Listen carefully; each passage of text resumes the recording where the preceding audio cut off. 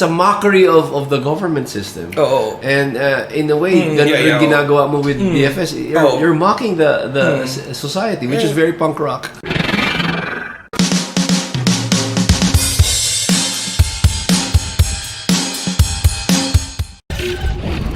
Welcome to Coffee and Comics, and today we're going to be talking about Double Fantasy Special, DFS. DFS. We're going to be talking about this this very interesting book with the creator himself, Carlo. Carlo, what is DFS all about? I know the synopsis, but can we, for the audience, what is this all about? And it's very interesting. Yeah, so basically DFS is that's my first ever comics output. It's basically a parody of men's magazines. So ang ano niya, para it's about two scantily clad.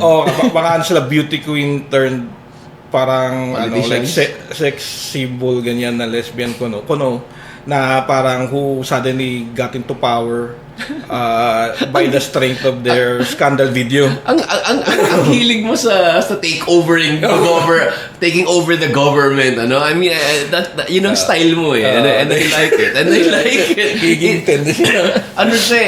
This is another what if book. What if book. And it's a crazy concept. I mean, beauty queens, scantily clad beauty queens takes over the government. Yeah.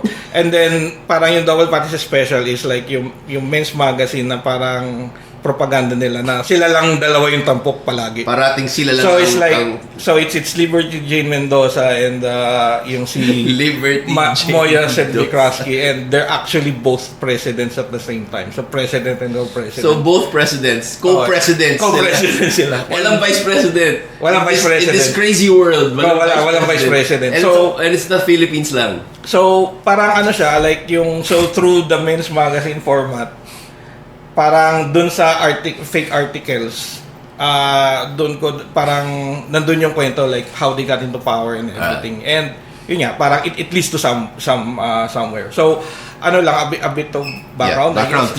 Please. Oh, okay. So there's this other controversial comic book, yung si of Bayana, very controversial. Ano sa title? Si Dave Sim, na parang ano kasi siya, actually he's previously parang this highly respected na creator nung Cerebus. Parang around the mid-90s nagkaroon siya na mental breakdown. Cerebus took it by storm. Took the independent scene by Oh, storm. grabe. It is pa rin. Yung place in history is very much assured. Oh yeah, assured place in history. Pero yun nga, parang napaka-intriguing lang kasi sa kanya na kasi siya eh, parang he went from like a liberal to like hyper-conservative. Yeah. And meron siya kasing like towards the mid-90s, I think to early 2000s, meron siyang nilagay na para supposedly fake articles na siningit niya dun sa Cerebus. Kasi yung by that point, kasi Cerebus parang naging soapbox na lang niya. You're right. Supposedly may kwento pa rin pero soapbox. So meron siyang weird na na parang essay na form and void. Right. I think something like or light and void. So parang ang niya doon, sabi niya, yung daw, the men are the light and the women are the sucking voids.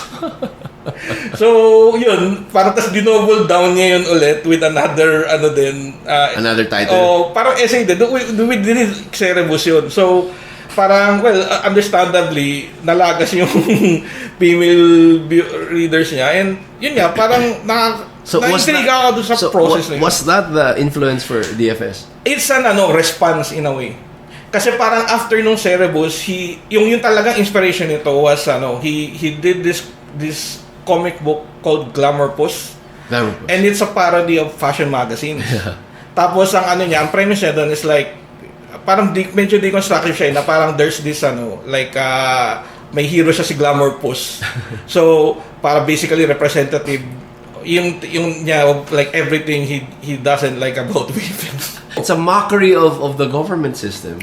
And in a way, ganun rin ginagawa mo with DFS. You're mocking the society, which is very punk rock. I think. Parang it deserves it. So parang naisip ko kasi like yun nga. So ang premise is so Glamour Puss. So, parang yung bida niya, si Glamour Puss nga, na ano, like this, para very shallow, very materialistic na superhero. Tapos gumawa siya ng fashion mag na parang nag-soapbox niya. So, tapos meron siyang kalaban, si Skang Po, na sister niya, na parang yung pinaparody ng part na yun, yung tawag dito, yung yung mga cosmopolitan. Right. So, ang ano ko lang doon, parang maliban sa warp na politics nun, yung sa format, I thought it had potential kasi parang ano siya may pagka-meta siya. Yeah. Pero ang thing doon, yun ngayon, parang naging madalas sa puno sa kanya, parang walang consistent through line yung visual. Kasi ginagawa niya, kasi parang basically binabash lang niya everything that women read.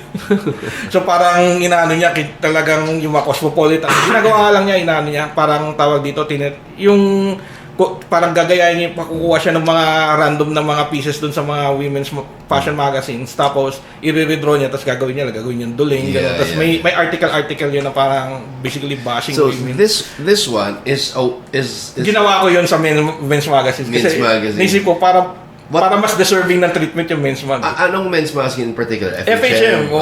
Kaya DFS. This is already a contained story. Wala na siyang ongoing. Self-contained siya. Okay. Ang ano ko lang kasi dyan, trinay ko, kasi ang yun nga, yung This is mature readers, guys. Yeah, super.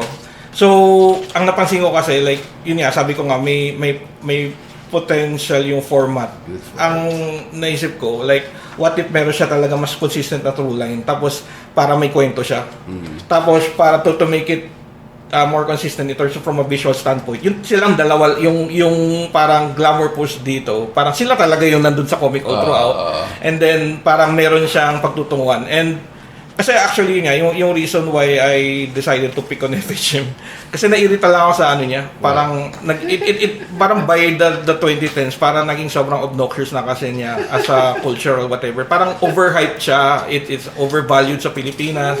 It actually had its own freaking beauty pageant. Di ba may pageant siya eh. Parang FHM 100. And then upon realization, parang sa Pilipinas lang siya ganun. Pero pag tinignan mo yung FHM sitwasyon parang wala sa kanya, talagang G-Srag lang yun. And it took over everything. Even Playboy Philippines can't compete. It was really a big deal back in the day. And it also rubbed off into yung ibang magazines na parang kahit may magazines ka about motorcycles, may magazines ka about it rubbed on that. May ganun din parang FHM style. I remember because it was such a big thing to be in FHM. Even my old band Reclamo was also we were tawag dito, we were reviewed by kasi may music review siya and because FHM was a big deal, I would rather have it reviewed there than in any other music related magazine because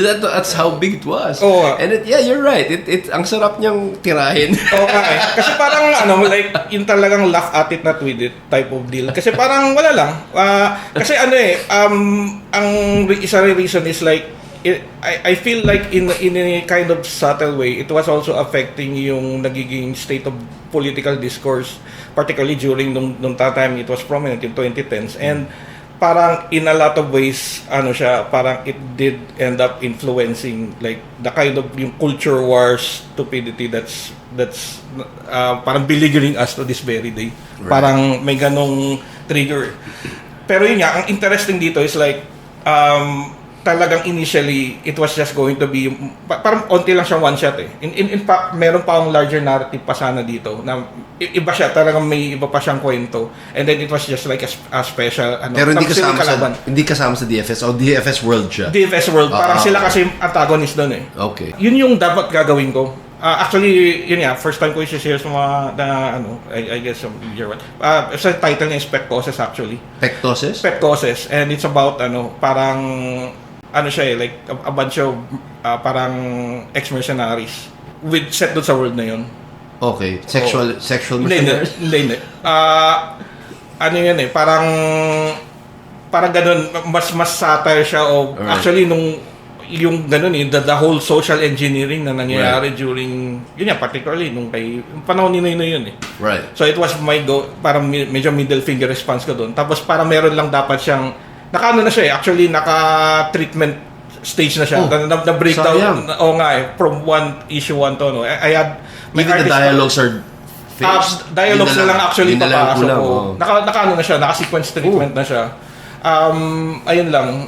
Tapos, dapat ito same way dun sa Bayan ng Madakila na may source book, 'di ba? Na parang yung preview. This was just going to be a preview. Right. Parang ano lang siya, maikli lang siyang issue na with parang fake mock okay, sorry Carlo, can I ask how do you make the treatment? What do you use? You just use Word or you Word. just use yeah. So, parang basically sa Word ko lang sinusulat yung script. Wala naman kasi tayong special, hindi tayo parang parang film na may special format. Para sa comics, it's more, maybe we'll discuss that next time. I should have an episode about the process of comic creating here in the Philippines, no? Which is kanya-kanyang style. Kanya-kanyang style. Kanya-kanyang style talaga. Actually, kahit sa within sa states parang, pero ito kasi yung talagang inisip ko, like right out of the gate, parang gawin siya na unconventional din. So, ayun, ang nangyari kasi, like I had may artist ako dapat nun, yung colleague ko sa customer support, si Secha daw. And yun nga, parang the problem is hindi kasi siya na ma-workoutan. Right. Dahil syempre life reasons din. Right. So, parang long story short, eventually parang ang gumugulong na lang ito kasi sayang nagawa ni script nito eh. Sayang. Saan nagawa?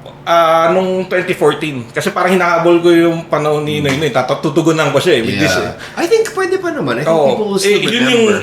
That was the surprising part kasi parang historic naman siya. Naging ano siya eh, like, so actually dalawang phases yung writing niya, 2014 tapos parang later ginawa ko 2017 nung nag-decide ako na yun na yung magiging main project kasi pwede na siya gawin kaagad. Right.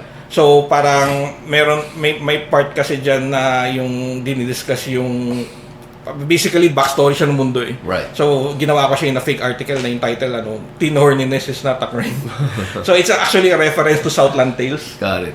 Yun yung isang inspiration eh kasi yung si Southland Tales yung gumawa nun yung one ng Donnie Darko. May character kasi doon si Sarah Michelle Gellar na si Chris Tanaw. So parang siya political siya na porn star.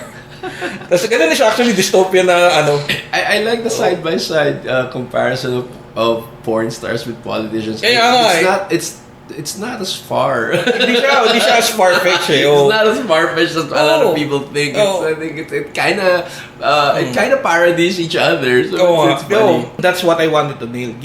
And parang hindi siya kasi masyado na point out na yung sex dito ginagamit for political purposes. Yeah, very much so. Talagang inaano siya deliberately, like yung nairita nga ako doon yung whole Katrina Halili scandal na yun. Not just that, even the new si Alex Guho na, the Alice Guho thing. They're sexualizing it. Yeah, it's also political pornography nga. And they were pointing out dun sa mga news feeds and write-ups that Alice Guho is using her nice figure and her beautiful smile to get what she wants. What? Kaya talaga i-point out yung good figure niya. No? So parang, okay, this is kaya nga, like, yun nga parang, so if you think about FHM, ganun, parang nagiging, usapin siya ng, why am I still doing this? Wala na FHM eh. So parang nandun ako, nasa limbo stage ako na, how am I going to present this? Kasi may hinahabol akong dito eh, yung story, di ba? Pero as it turns out, the impact kasi you might lose the impact pag hindi na relevant yung FHM. Pero as it turns out, yun nga, it actually ended up working to my benefit kasi nagkaroon ng enough distance eh.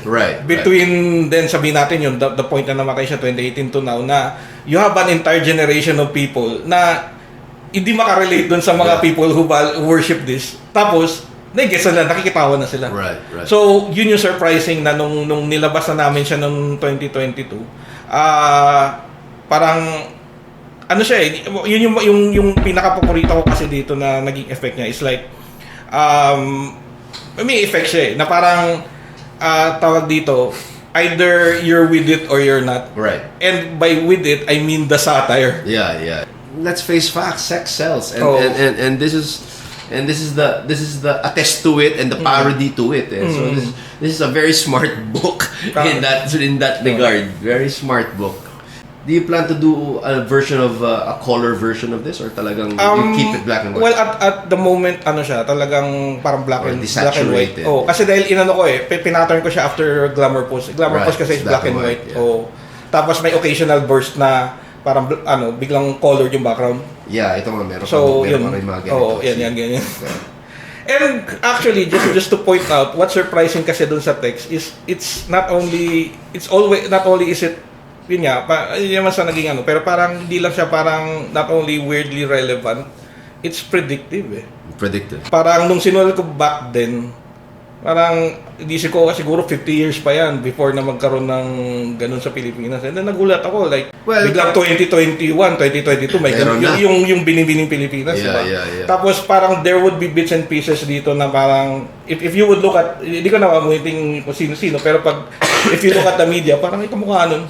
Kasi siya parang nag-hiatus siya. Right. Tapos parang, I think it was around 2017 nung pumasok na yung train. Yung first time yung train law kasi is like, di ba, yung tax sa income tax, di ba? Parang biglang, yung I think up to 22,000 yun, walang tax. So, ang daming take-home pay. So, yung take-home pay na yun, namakyaw ako ng mga judge. Grabe ko. Saan ka bumibiling fully book. Fully book. Talagang, yung mga omnibus and mga... yung mga omnibus talagang, parang ninamnam ko yun, pati yung mga, like, meron yung Martha Washington, na complete Martha Washington. Naalala ko noon, back in the day, you can get 2000 AD in the old Phil bars in SM North. And it was just nakakasama ng mga sale. Sinisale lang yun eh. Kasi hindi nga siya ganun kasikat nung time na. Grabe siya, hindi ko nakabutan. Pero bihira yun. Kasama yan sa comics ko na Sleepwalker. I was the only one collecting that shit. Anyways, Carlo, this book is very interesting. Check it out. You can browse through it, but you can't take it home. You have to buy it here in Coffee and Comics. It's a very, very funny yet hard-hitting book. Siya? Humor siya. It's humor, which is that's dark humor, which I love. So, Carlo, thank you again. Okay. It's very insightful yung mga pinag-usapan natin, and I hope you continue doing stuff like this. Dapat dire-diretso yan. Thank you so much, Carlo. Yeah. Bye-bye, everybody. Bye-bye.